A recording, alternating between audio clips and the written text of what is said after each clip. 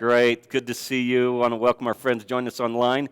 Hey, just a couple of shout-outs today. I know some of you are guests, but we're family in a sense. So one of our lead team members, Jared, and his wife, Vanessa, just had their baby boy this week. Like a couple days ago, they're home. And my assistant, who also is a part of our creative team, who put together that video and her was the voiceover behind it, Alicia, her and her husband just had their baby last night at 10:39 p.m. And so, there's a few ways you can grow a church, and reproduction is certainly a viable option, and we believe in that. It's biblical. It really is. Some of you are going home saying, hey, baby, you heard it from the pastor. We can do this. So anyway, on that note, maybe we ought to pray. For me. Father, thank you for your presence here. We've been talking about your light all month. The truth is, you stepped into this dark world that was formless and void, and your first word, your first command was, let there be light, and there was. And then darkness seemed to creep back in because of a couple of poor choices by people like us. And then you stepped into this world again in the person of your Son. And you said as a result of that, we'd never again have to walk in darkness. So Jesus, we acknowledge not only your presence here, but we invite you to come and enlighten us today to shatter the darkness in our lives. In Jesus' name, amen. Well, after 25 years of working with people in the context of the church world, it's become overwhelmingly clear to me that Christmas is a catch-22 on a number of levels. Let me explain what I mean by that. First of all, how many know some love Christmas? How many of you would raise your hand and say, I'm in that group. I love Christmas. Keep your hands up. Keep them up high. Look around. Most people do. Now, some loathe it. How many of you would say, that would be me? If you're courageous enough to raise your hand in an environment like this, just say, I really don't like Christmas. Okay, some of you are sheepishly, working on it. We hear the song, and a lot of us like to sing it. It's the most wonderful time of the year, and some people really believe that. Others would say, you know what, Keith, for me, it's one of the darkest times of the year. So here's the catch-22. In the northern hemisphere, when we celebrate this thing called the winter solstice, which is the longest night and the shortest day, the least amount of daylight, in our hemisphere, Jesus would step into it and said, I'm here, let there be light, and you're never going to have to walk in darkness again. So that's that catch-22, if you will. It's dark, and yet Jesus said, you'll never have to walk in darkness again. So because of Christmas, you don't have to stay in the dark. That's really the very reason Jesus came. John 12:46, he said, I have come as a light to shine in this dark world so that, everybody say so that.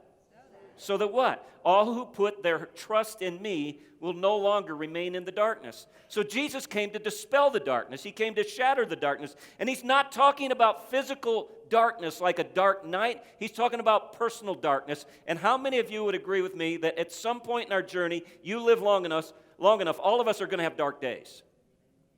Dark days, days of doubt and uncertainty, confusion, all of that. And so I want to highlight what some of those dark days might be. And if you can identify, whether in your past or your present, that you've encountered a day like that or more, and then just sort of make note of that. And if you're following along on YouVersion, you can take notes. You received some message notes when you came in. But first, our dark days of disappointment.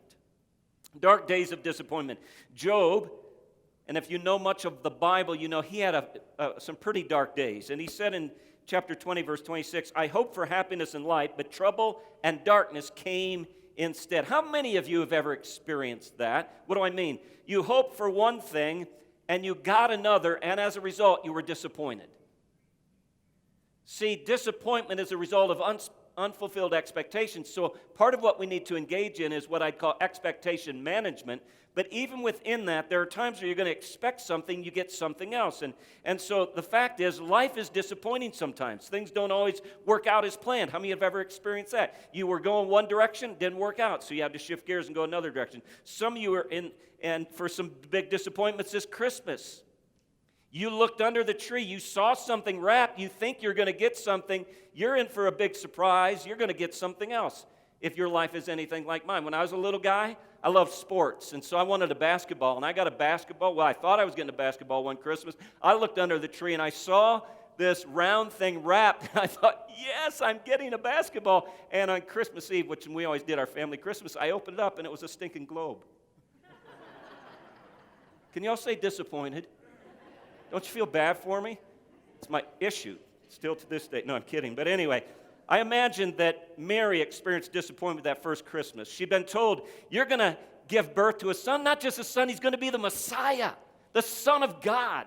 And you get to raise him, and she's got to be excited about that, only then to come to a place and realize she ended up giving birth in a barn. How many of you say, ladies, that would be disappointing? At a minimum, right? See, life is going to throw disappointment at us, but life, listen, is not God.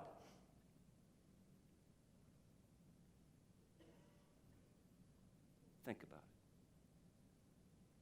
Second would be dark days of distress. This is when you feel overwhelmed, you're stressed out, and you're stretched to the limit, and you have too much to do and not enough time, not enough energy, not enough money to get it done. You put yourself in Mary's sandals. Shoes, sandals, you know. How many of you think it would have been somewhat stressful to be 9 months pregnant and have to ride, well, let's keep it PG, a donkey from Nazareth to Bethlehem? How many ladies, 9 months, think about it. If Alicia was still here, if she'd have just waited 24 hours, could have used her as an illustration. But I would never do that to a lady at that point.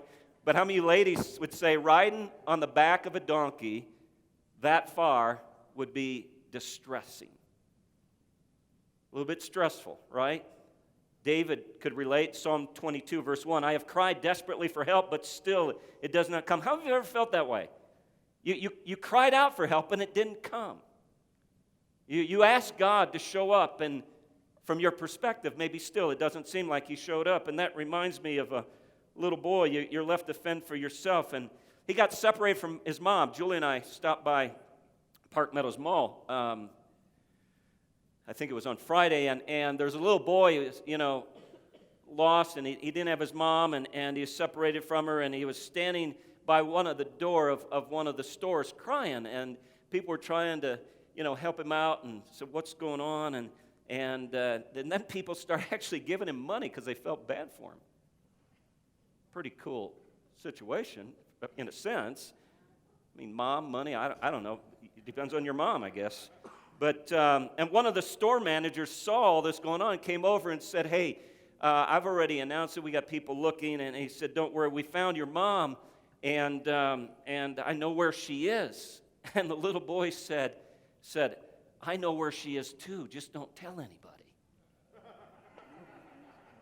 Smart kid, right?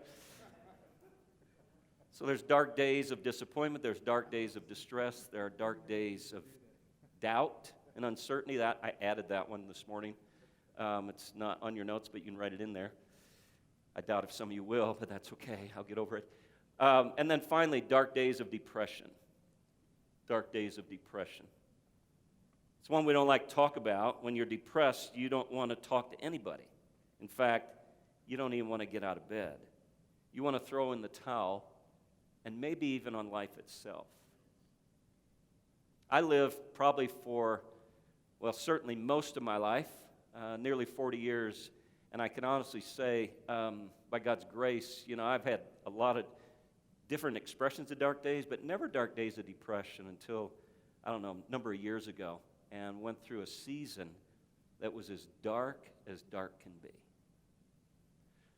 Now, you're saying, Keith, were you suicidal? I don't think so, but I will tell you this. I was on a flight returning from Kenya, at that time working with Rob Hoskins and One Hope as a fractional executive, and boarded my flight. Now, how many of you fly a lot? If you fly a lot, it's like driving a lot. When you first drive, how many of you, you're just starting to drive? Any teenagers in here just starting to drive? You pray every time you get in that car. And if you're parents that have a kid that's just starting to drive, you pray even more than they do. You know what I'm talking about. If you don't fly much, your first couple times flying, you're praying like crazy. You're like, I've never been on a plane before. I'm going to pray. You know what I'm saying? And you're like, God, if it's not for me, but for the sake of all these other people, don't let this plane go down. How many ever prayed a prayer like that? Well, I got on this flight returning from a trip to Kenya, and my prayer wasn't like that. Honestly, it was more like, Lord, yeah, for the sake of the people on this plane, keep it up. But if it's about me, I'm ready for it to go down. That's how dark it was for me. Lamentations 3:19 and 20. The thought of my pain is bitter poison. I think of constantly, and my spirit is depressed. Some of you faced a major crisis in the last year. Maybe you lost your job. Maybe you got sick, a bad report from the hospital. Maybe you lost a loved one or went through a divorce, and as a result, you don't feel like being happy during the holidays. In fact, I would submit to you that the happiness of others and what they're experiencing only intensifies your pain and loneliness.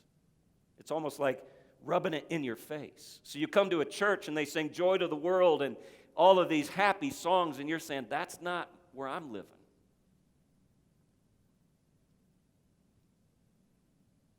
Psalm 88:18, lover, friend, acquaintance, all are gone. There is only darkness everywhere.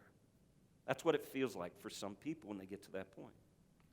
And when we're in that kind of a situation, we wonder, does anybody even care? I just wish I had somebody who understands how I feel. Just one person. Give me one that understands how I feel, what I'm experiencing right now. And once again, that's really what Christmas is all about. If you think about it, the incarnation enabled Jesus to identify with us in every way. The word incarnate means to assume flesh. The fact that God became a man has multiple purposes, but one of the primary purposes was so that God could experientially relate to our dark days.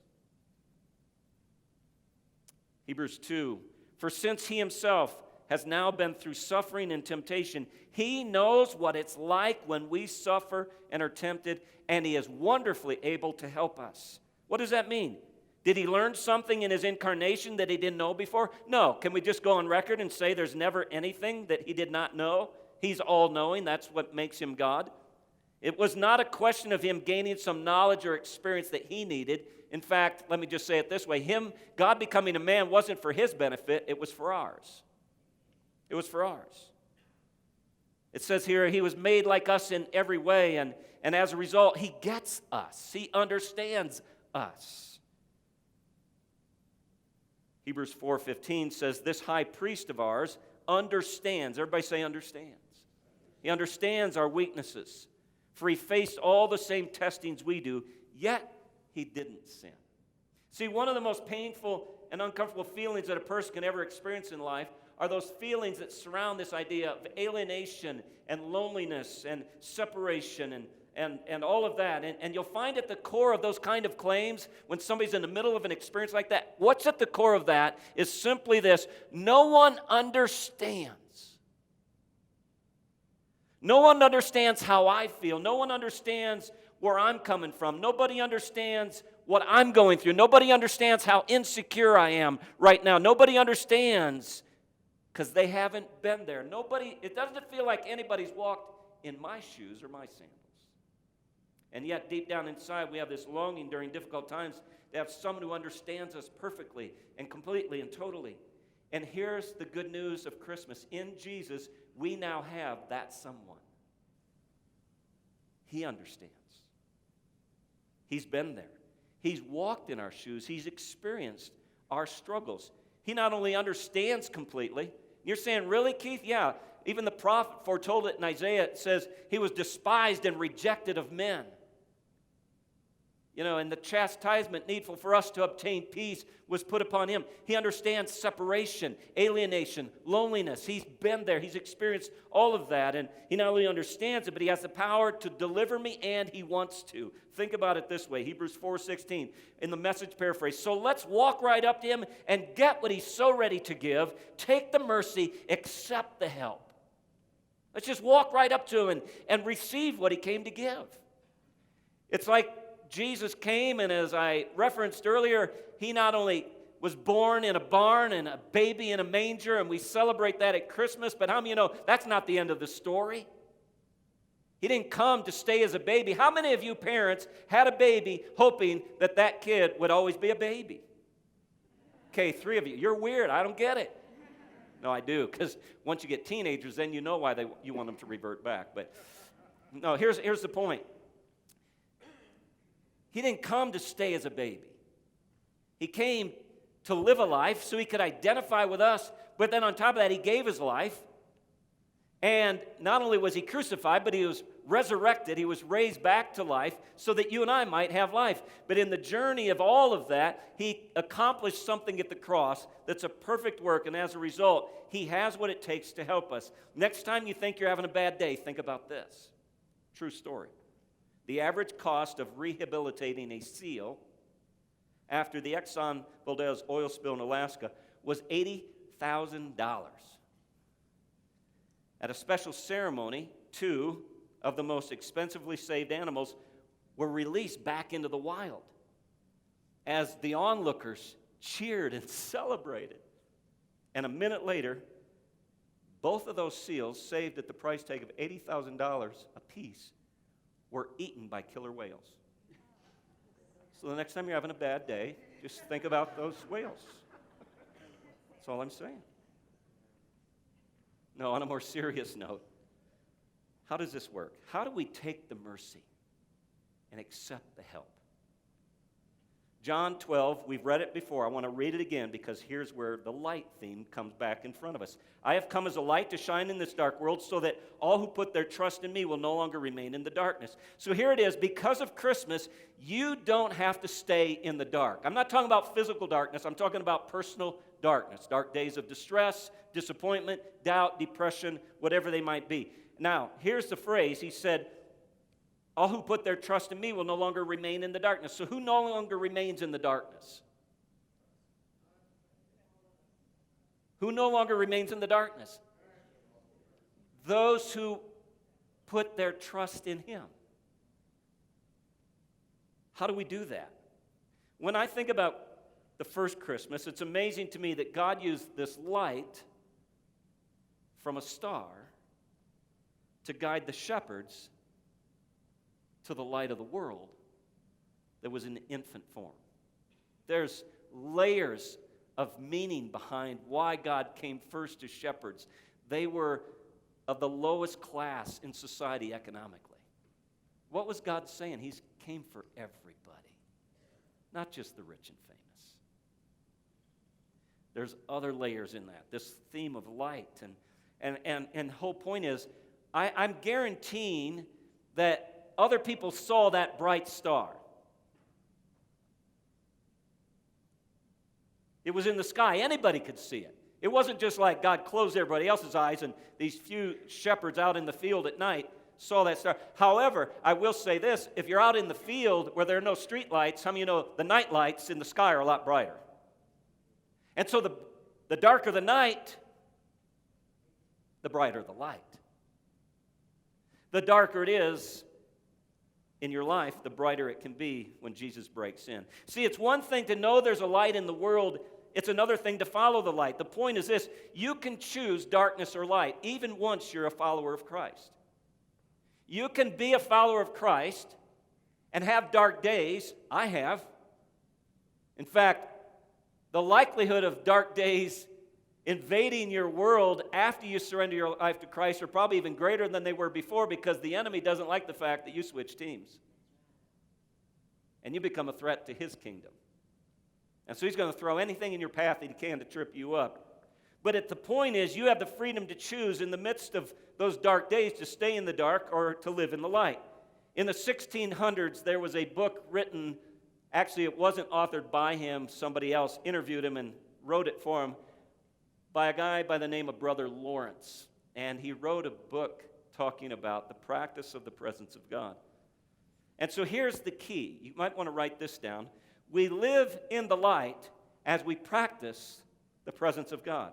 We live in the light as we practice God's presence. And you're saying, well, Keith, how do we do that? I just was thinking about my own journey over the last maybe 6-7 years, and I thought, what were the things that allowed me to get out of the dark?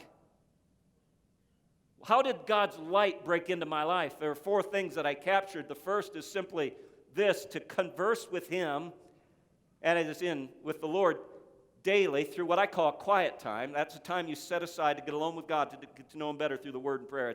It's a deliberate appointment on your calendar every day. That is to converse with Him through that daily time, and then not only through the daily time, but throughout your day. Because how many of you know God is everywhere? He's at the office. He's in the classroom. He's in the living room. He's in the kitchen. He is wherever you are. So you don't have to wait until you go to a certain place, Old Testament style, to reconnect with God. He's as close as a mention as your name. You're in the middle of a situation at work and you're saying, God help. How many of you know God hears that and He helps? So you can converse with Him throughout the day. That's awareness of His presence is what helps, I think, send the dark in a different direction. Second is cultivate a lifestyle of, for lack of better terminology, I use the phrase praise and worship. Why do I say that? Well, there's a verse that says that God inhabits, the word inhabit means to live in. God inhabits the praise of His people. There's a point where God comes to live. He makes Himself at home in the midst of those who celebrate His goodness.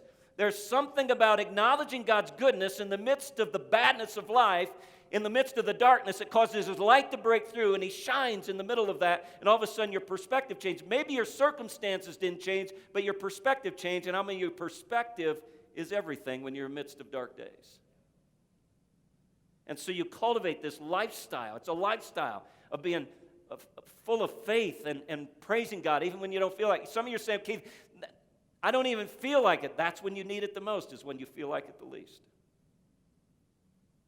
Third is to confess or bring to the light anything that's grievous to Him. Now, God already knows it, so the word confess means to agree with or say the same thing about. What you're saying in your confession is you're saying, God, I agree with you that this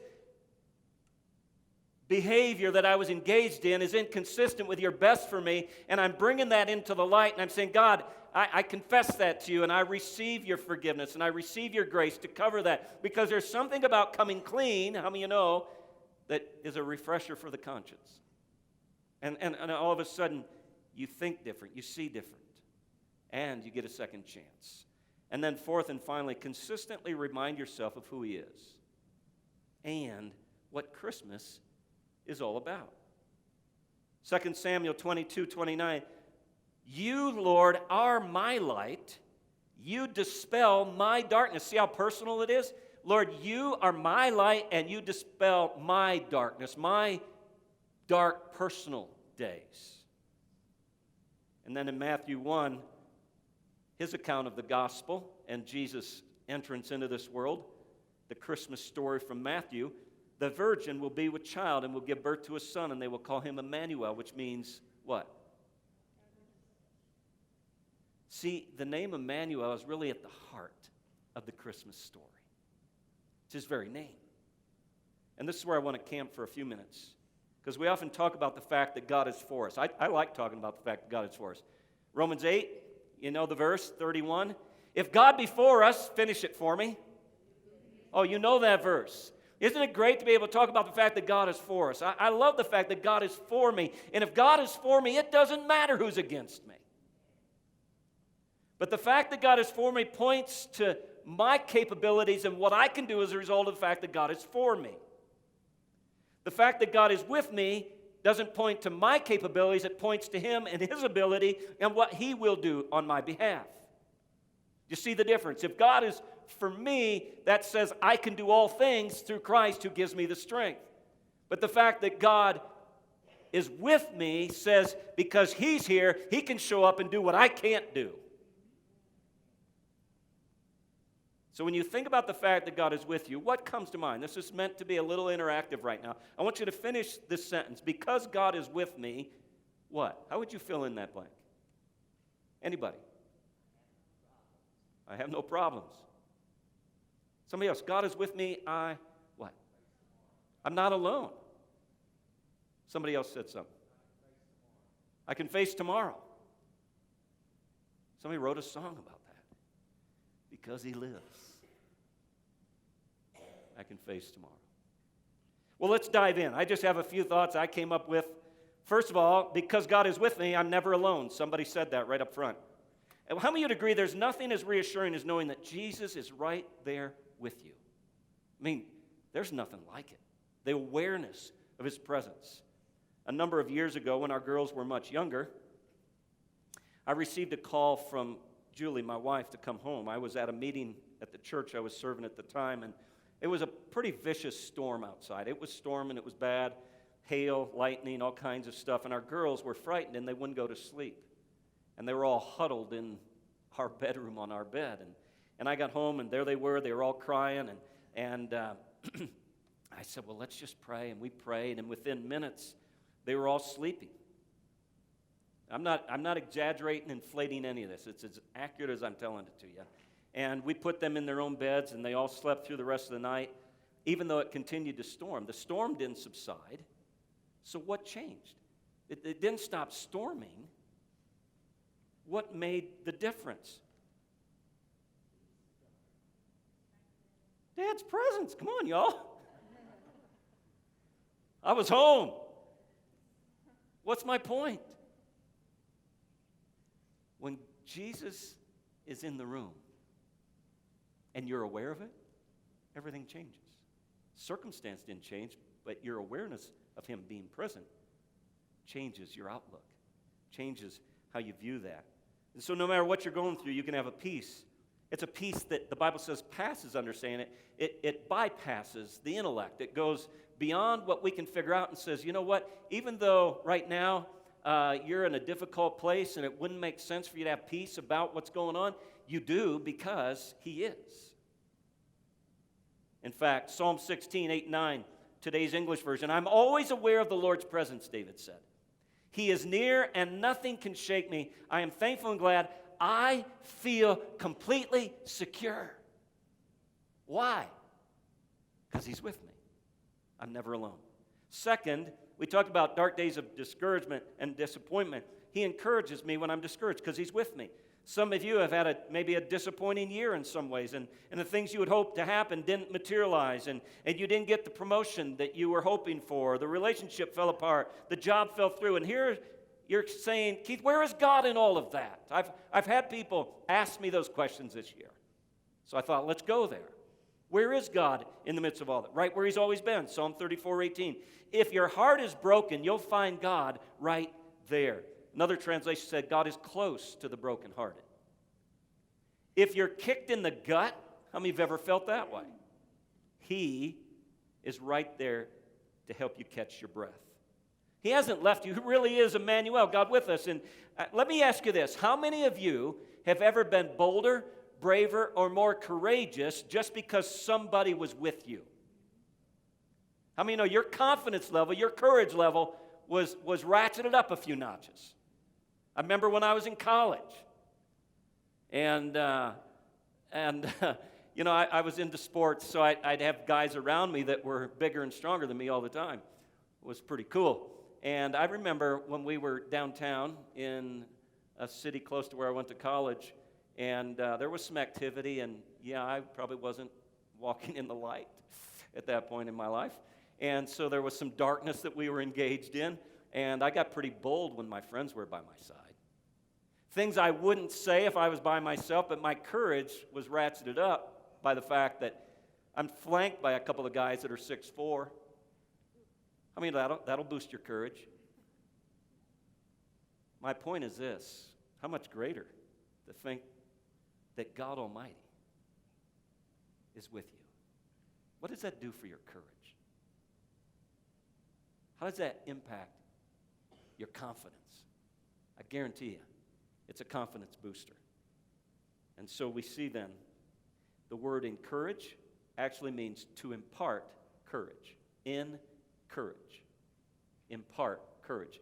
The fact that Jesus is with me imparts courage to me just by being aware of that. So because he's with me, I'm not only never alone, but I'm encouraged when I'm discouraged. Third, he'll see me through when I'm distressed. Isaiah, the prophet, said in 43, verse 2, when you're in over your head, how many have ever been in over your head? God said, I'll be right there with you. When you're in rough waters, you will not go down. When you're between a rock and a hard place, it won't be a dead end. Isn't that beautiful language? That's the Message paraphrase again, but I love the language of that. Some of you feel like you're in over your head right now. You may be stressed out physically or relationally. Your marriage is stressed, and it's making enjoying Christmas, quite frankly, a challenge. It's difficult. All is not well with you and one of your kids. There's some estrangement in a familial relationship, and just the thought of getting together for Christmas is distressing to you. It's stressing you out. You might be stressed out financially. There's too much month left at the end of the money. How many of you have been there, done that? So if you're not done shopping, stop shopping. No, just kidding. But reality is that we all need more margin. And to help us with that, that's how we're going to launch the new year. Here's a quick video of our series for January.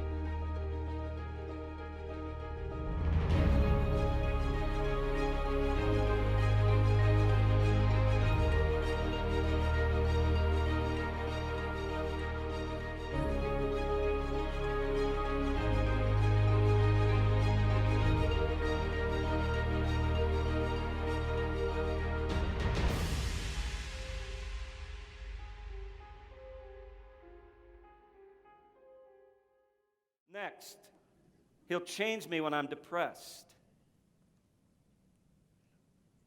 Did you know that when you get depressed, God doesn't want you to just be okay? He doesn't want to just pat you on the back and say, hey, cheer up, buddy, you're going to make it. You're okay, dude. In fact, He wants to change you. He doesn't just want to keep you going. He wants to use what you're going through to change you. Here's a great verse. Proverbs chapter 20 and verse 30 from the Today's English version. Sometimes, how many of you agree? Let's read this verse out loud, because I think we've all been there. Let's read it out loud together. Everybody. Sometimes it takes a painful experience to make us change our ways. Any testimonies in the room? Sometimes it takes a painful experience to make us change our ways. You know, left to ourselves, we make it about ourselves. We don't change. If we did, we wouldn't need outside messages and encouragement and support and help to get us to change. And so some people say, you know, there's only two ways to get people to change. One is when you see the light. That's what we're hoping to do when we teach. The other is when you feel the heat. Sometimes it takes a painful experience.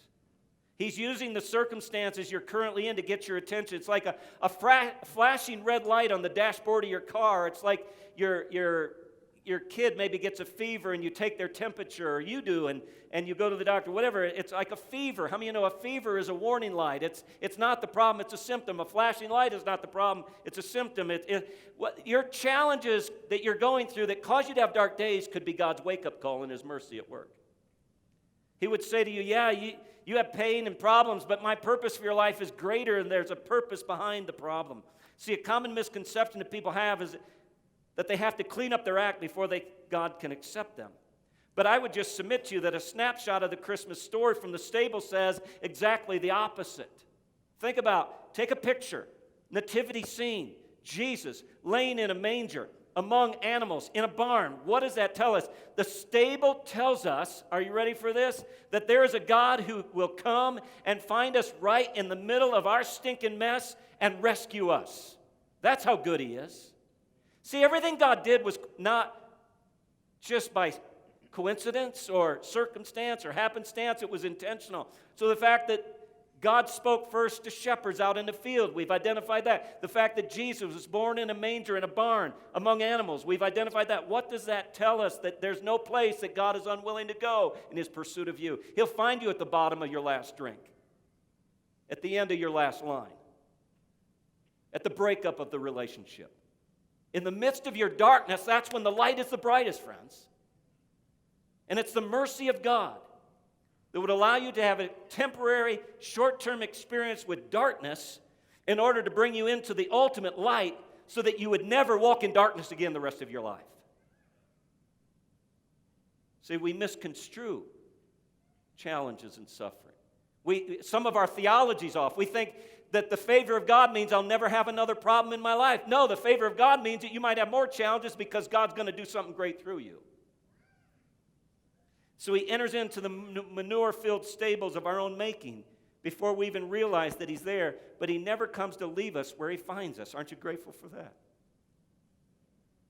And so we all need to give up on trying to make ourselves acceptable to him on the basis of our own performance. That's the message I grew up with, and it gets you nowhere. In fact, it only leads to greater darkness. Here's how I would characterize it as we move into our response time today. Religion is man's attempt to get to God. Christmas and Christianity is all about God's attempt to get to man. That's really what it's about. See, the message of Christmas is this.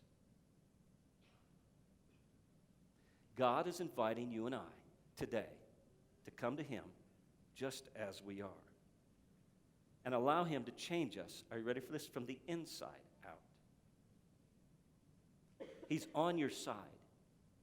He's for you, but he's also with you. He longs for more intimacy. You can turn him down, but the baby in the manger is a continual reminder that God came into this world, are you ready for this? Searching for you. There's no place that he's unwilling to go in his pursuit of you. Why? Because he longs to have a relationship with you. He is that good. Let there be light. Let's worship together. Father, we thank you for your presence here.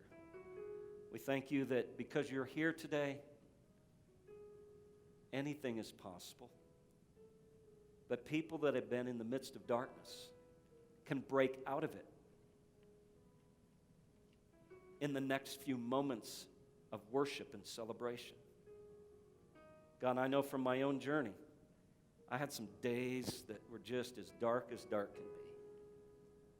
But it was the fact that I could remind myself of who you are and your presence in this story of Christmas and Emmanuel, the fact that you're with me. And then somehow find the courage to give thanks to you and worship you when I didn't feel like it. And yet it's when I needed it the most. And so I ask as we stand to sing and celebrate how good you are today,